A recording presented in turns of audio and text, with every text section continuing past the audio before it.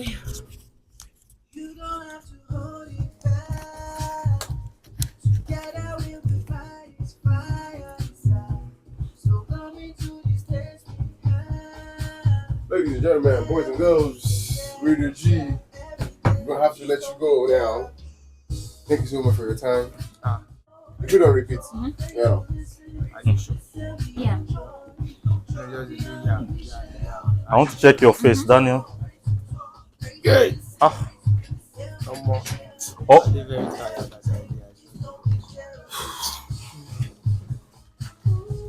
Yeah. My eyes on the sit down. Oh. Okay. Is it showing me a little Better. Yeah, Islamiyah is better, but Daniel, there are so many mics. You're like your face is showing. As long as my audio is it's good, showing that's all between that this. matters. Okay.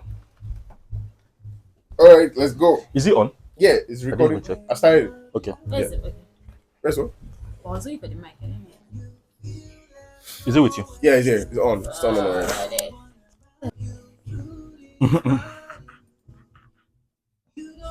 I'm going away.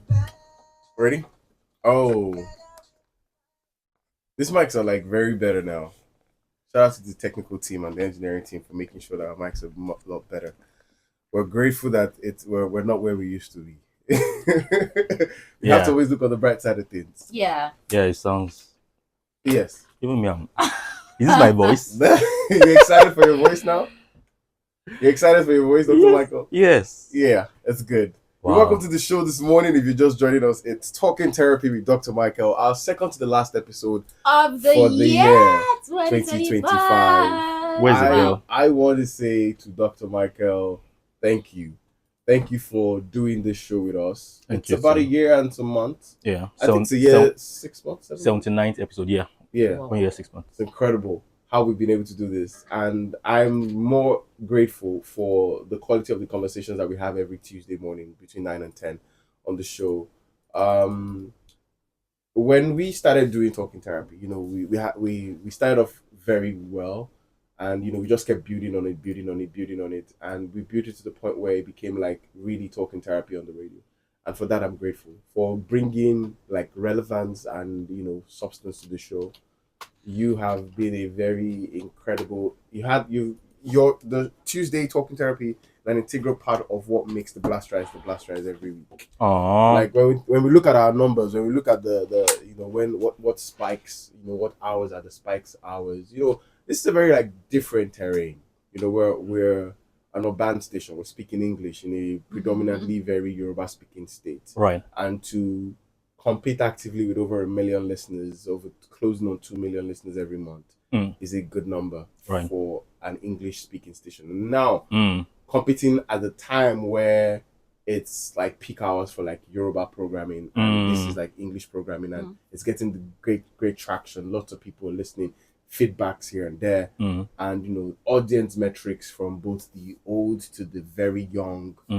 You have been a huge impact on the show, and definitely a huge impact on us here on the station. So we want to say thank you, Dr. Michael. Thank you very much. Thank you for choosing us. I think we did this thing one time where we did like how you got here, and we're tracing everything to the point where we're all here together.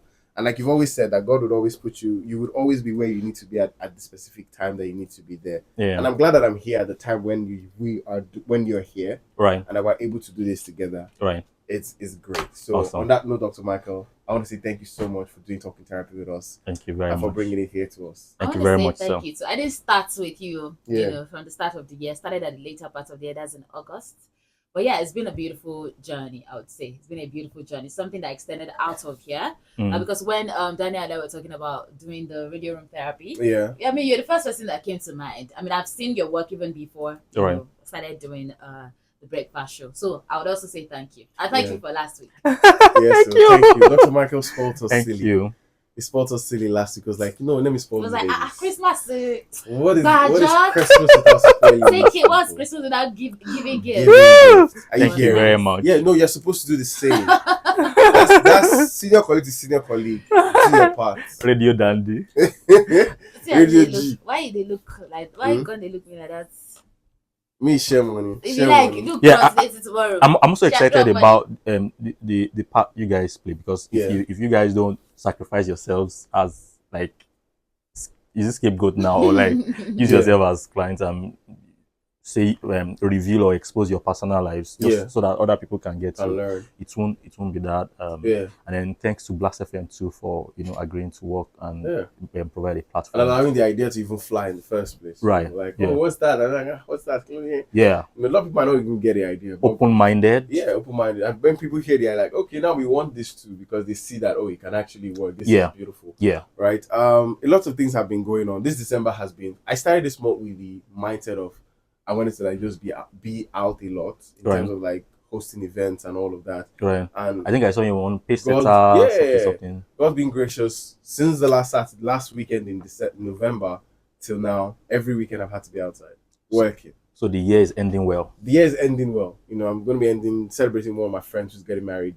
with the last weekend of the year. So wow, it's going to be a very good way to wrap the weekend up. Awesome. Yesterday, very sad news hit me. It was an industry friend. Ife Ajegbe, she passed on yesterday. Whoa, so sorry about that. She is one of the very few persons that I did not meet physically all through the time that we were talking, but we had great work mentorship relationship. She's an industry leader. She worked at Kenny's FM in Lagos, and I remember yesterday somebody I think it was Kenny, our boss here, Jim, sent me a picture like, oh, is this person? Like, no, it's not possible. I know she's not feeling well, but that come on, it can't be that bad. It can't be that bad, And then a few hours later, I was like, I was bothered, and then I just started, looking everywhere, and I was like, oh my God, no, this is such a kind soul, loving person, genuinely. When they say somebody is just a genuinely kind person, they're not doing it because of a reward system. Like they are very forward thinking, very progressive in how their mind works, and even how when they see what you're doing, they're like, oh, I'd like to be part of it. I want you to be part of what I'm doing. I think you're doing great. And just seeing people who are just really good like that, just leave the planet. And like, that the long old question on why do good people die? Right. In this kind of time, And I was talking with a friend of mine who was really close to her, and she was like, she was like, I was supposed to go and see her. She was just like, she was supposed to go see her.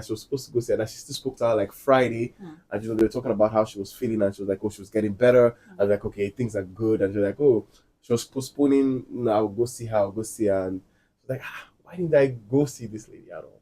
I didn't even get to meet her physically, and she had been part of us here. I remember we've had her on our show before. I was still on the brass side.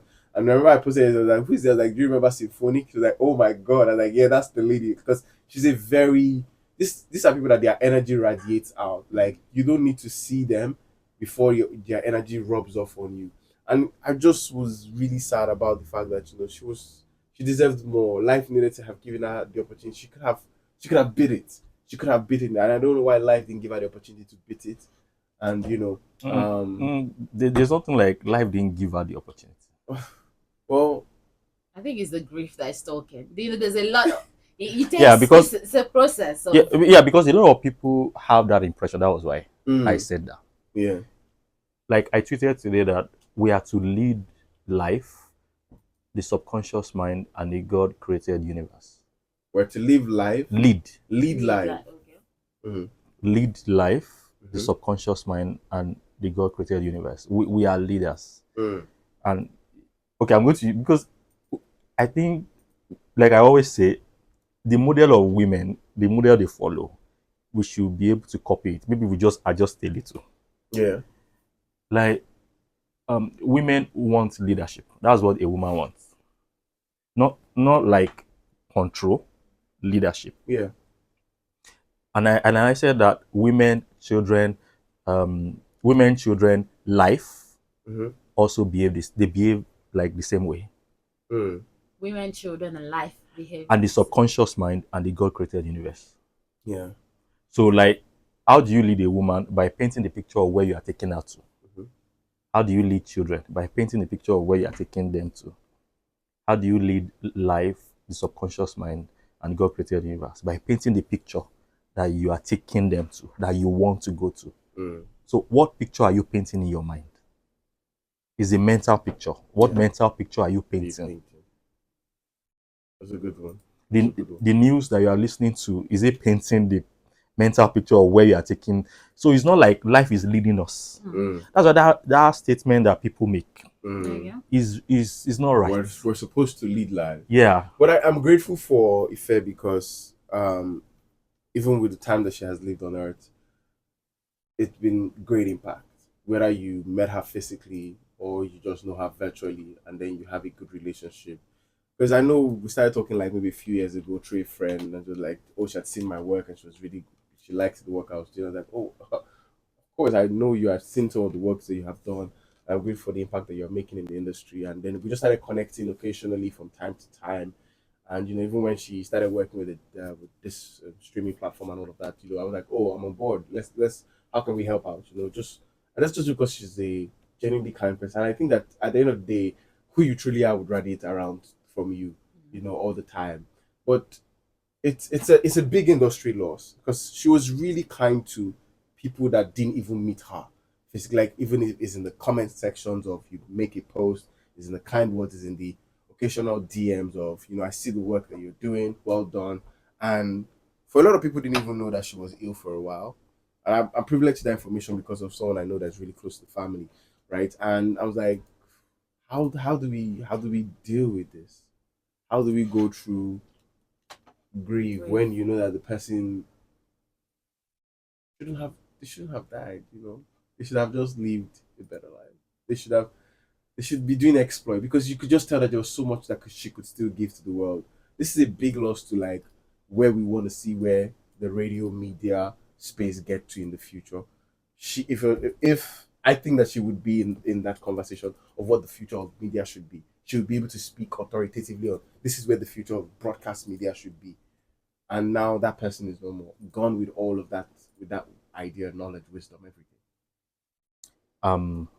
Very sorry for what happened. Yeah. I'm very sorry. And one of the ways to deal with it is to learn from it. Learn from it. How do you do that? By learning or asking relevant questions. Okay. Which you have asked. How can we prevent something like this? A great mind. How can we make sure that will be the last time that will ever happen? Because after today, after 1 week, after 1 month, people will move on with their lives. Definitely. But the most important thing is how can we make sure that people live longer, healthier, and are able to fulfill their purpose in life. And the answer is not assuming that we are good. Not assuming we are good. Mentally. Not using our external environment to try and assess our mental states in a way that we might get deceived. Like if you have a lot of noise around you, if you work in the bubbling station, if you work in the bubbling environment, you might forget your own mental states. And the only time you get to come in contact with yourself is when you go home, when you are alone. Yeah. And now there's a temptation to always want to run away from being alone. Yeah.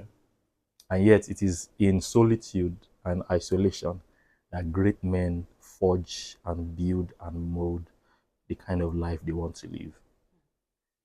And you want to also ask yourself a relevant question: how long do I want to live?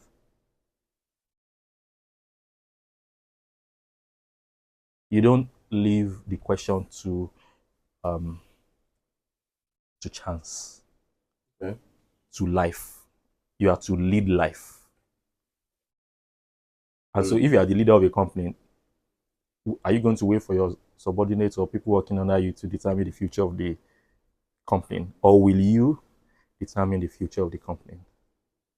Like if you were given a blank check now and they ask you, how long do you want to live? Don't say, it's only about quality, it's not in volume. It's not in how long you live, it's how well. Now imagine if multiplying that life and she lives up to 100 years.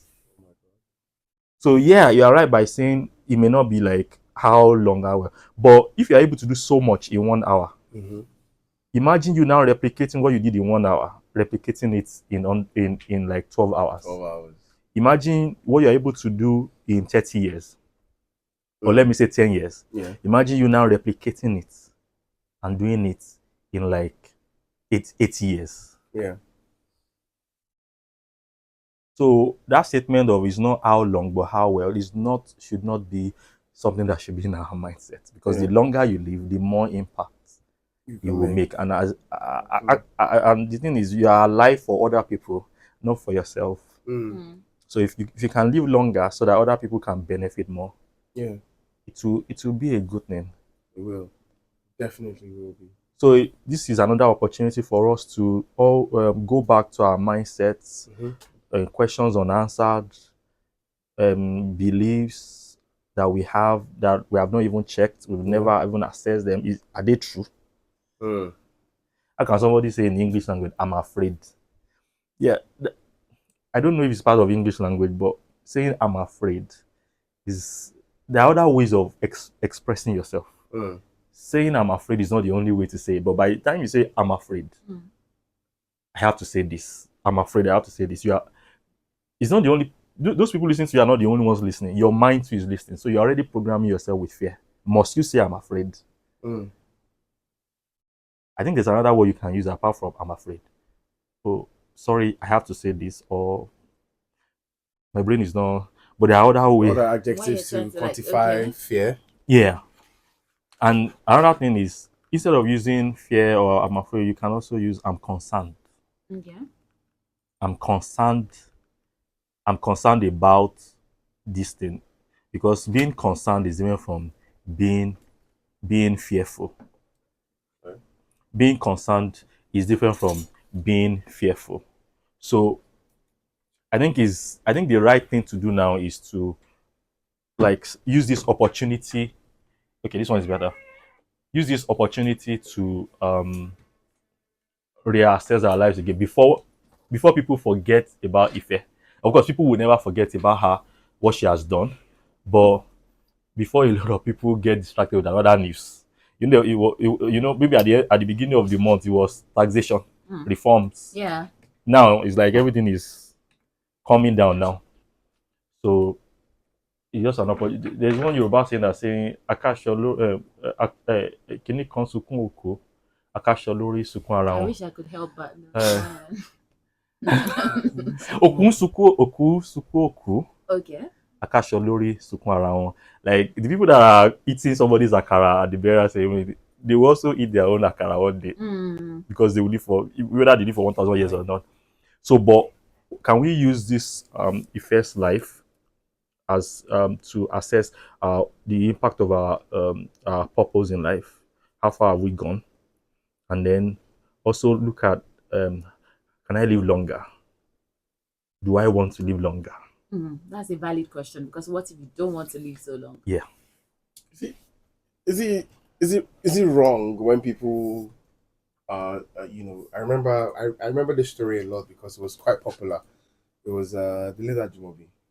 Yes. He kept saying all he wanted to do was live to 71. And that was what happened. It was like, and that was exactly what happened.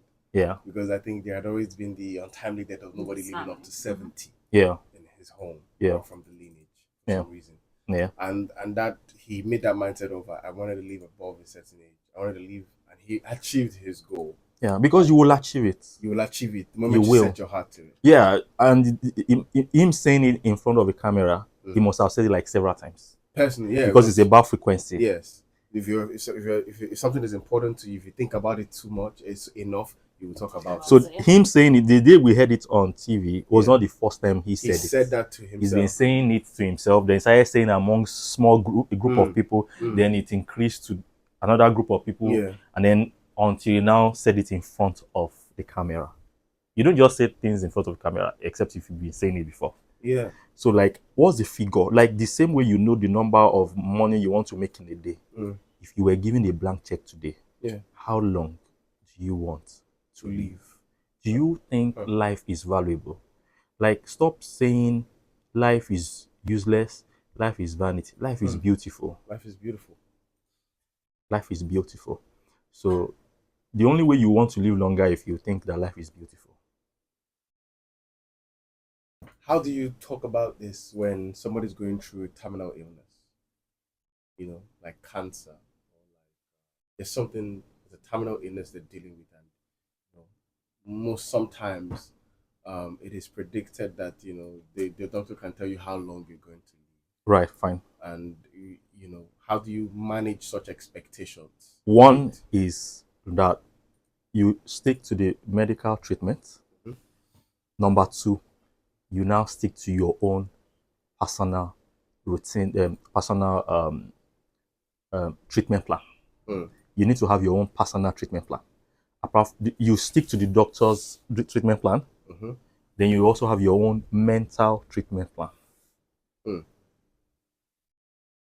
lot of the times, people who are going through things like that are not exactly. So we see where people are not even sticking to the treatment plan, and then they're expecting a miracle to happen. Yeah, because a miracle cannot happen without a mental treatment plan. Without a mental treatment plan.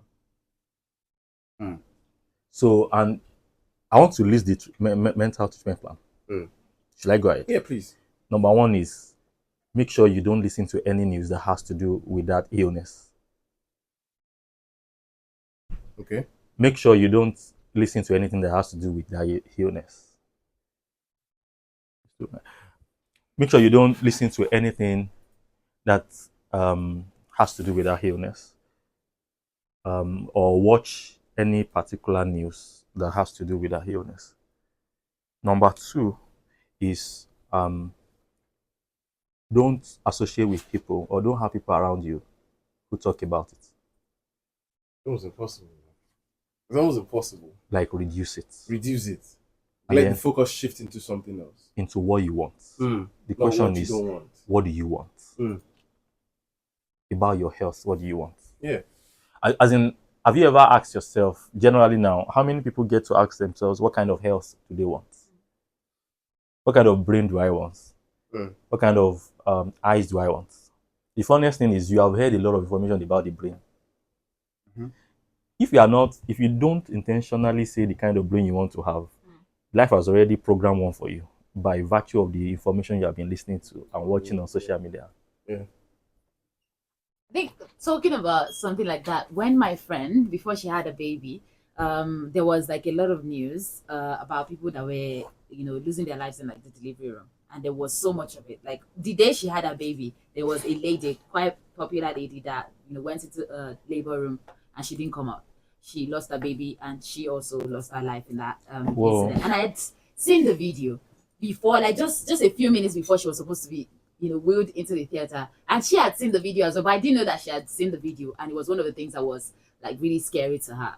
And it was very scary to me. I'm not the one even going to have that baby, but it was really, really scary. And it was not later when she had her baby that we're talking about it, that she was like, oh, she saw that video that day and she was really, really so scared that what if the same thing had happened to her, that while she was very pregnant, she was always seeing videos, so many videos about people losing their life, something happening to the baby and whatever, that she had to like, and for some reason, you know how social media works, everything. I was not pregnant, but I was seeing a lot of pregnant content. So she was seeing like a lot, and then she had to like just be like, okay, I don't want to see these things, because she realized that it was causing like a lot of fear. And there are also people that also project as well, apart from social media. There are people that, why are you sitting down? Like, don't you know that the head of your baby will bend like this? There's also, because even when you're not feeling very good, when you're feeling ill, there are people that would also say, there are people that don't have like the sensor, they would just always say stuff to you. So if you can avoid the one on social media, what do you do to the people that you can't control their mouths? Because some people don't even just they don't have it, they just pew. They'll be like, my happened to my sister, she died. Why are you telling somebody that is terminally ill that the same thing happened to somebody that and the person died? Putting fear, instilling fear in their hearts. Okay, look at how Radio Dandy came into the studio like 5 minutes before. Radio G, sorry. Yeah. There's Radio Dandy. Yes. I'm sorry, I'm always mixing up. Okay, so Radio G, like, one of us attracted Radio G into this room. And the person might be Islamiyah, because it's the system that attracted. So one of us, so if you are sharing a marriage now, That's why before you get married to somebody, be sure of the person's mindset. Because whatever is going to happen in that marriage and in your house is going to be attracted by either of the two. So you may not be thinking of this particular thing, but the other person is thinking about it. 3 of us are sharing this studio now. One of us imagined Radio G in this, and then Radio G came in. He could have come in. I mean, he could have come in like, he could have come like after the show. Why did he now come in 5 minutes into the show? And he's now leaving now. Why? Do you understand? And now that he has said, one of us has already. So because he was imagining. So what I'm trying to say is that the social media feed that we watch and also the people that we come in contact with has a lot to do with the kind of thoughts, beliefs, our thoughts, emotions, words, actions. So we need to start paying close attention. That's why we ask people 20 principle, like spend 80% of the day, that's like 20 hours of the day, thinking more about what you have control over. You discover that when you spend 80% of the day, that's 20 hours of the day thinking about what you have control over, you'll be happier. You can't be happy and think negative thoughts at the same time. When the higher your level of happiness, the more positive thoughts you will think, and you are not going to think of somebody coming to harm you or anything. So the key is about happiness. How happy I am today. How happy do I want to be today? And that has a lot to do with me spending 20 hours of the day thinking about what I have absolute control over, and spending 4 hours of the day only thinking about what I don't have control over. I should even be thinking when I'm sleeping. What you have been thinking of will play a role in your dreams. Yeah. Because I've dreamed I was in the David and Goliath fight. Yes, like, because you have read the Bible. Because somebody asked me that where do we go to when we dream, when we sleep? We go into our subconscious mind. So if you spend 80% of the day thinking about what you have control over, that will determine the quality of your dreams too. And then you will now wake up. If you have good dreams, you will wake up. You'll be refreshed. Yeah. Not that you will now wake up. Your body is. And it's like you walked in your dream. Oh my God. So because you can sleep for 6 hours, 7 hours, and be well refreshed. And then you are ready for the whole day. So the quality, I think I tweeted some days ago that what happens between 7 a.m. and 7 p.m. is determined by what you do between what happens between 7 a.m. and 7 p.m. Okay. is determined by what you do between 7 p.m. and 10 p.m. And what happens between 7 p.m. and 10 p.m. determines what happens between 12 a.m. and 7 a.m. Something like that. Like between 12 a.m. and 7 a.m., those are the times that you want to sit down. Everywhere is quiet. You want to really determine what should happen that day. Yeah. You want to program your tower. That will then determine what happens between 7 a.m. and 7 p.m. And then 7 p.m. to 10 p.m. will determine the quality of your sleep. Okay. If you start listening to non-positive news between 7 p.m. and 10 p.m., you can be sure that you are going to walk in your dream. If you listen to positive news, you're going to work. No, if you listen to non-positive news, you're going to walk in your dream. That explains it now. No. I'm just like, what am I doing here? Why am I a soldier in my dream? I can't fight to save my life. So what do you mean I'm cooking in my dream? I don't even cook in real life. What am I doing here? Am I carrying big pots and turning amala? I don't know. So in fact, Afrobeat people get their songs even from their dreams. Some of them. This Shella guy that says Yash. Okay, Shella, what's the name? Yeah, Chella. He said he got that song from from a dream. From a dream. Wow, such and a I think they also said inspiration. They also say that some other people also get their dreams through, and I think Michael Jackson also talks about like downloading tunes and songs from, like, you are not even the original composer of your song. So we need to start taking advantage or becoming the CEO of our lives by leading our lives and not allowing life to lead us. Yeah, choosing the things that intentional you want to be a part of your life. Yes. Okay. Daniel was talking about grief earlier, and I think one of my favorite things that I heard somebody say, I don't know if I'll call it my favorite, but when the person said it, I was like, wow, was that you can't teach, you can't, something in the lines of, you can't teach a grieving soul how to, like, grieve. Yeah. You cannot say, because when I lost my grandfather, I did not even cry. Yeah. And then somebody lost their granddad and they were crying. When my granddad died and they were about to bury him, I started crying.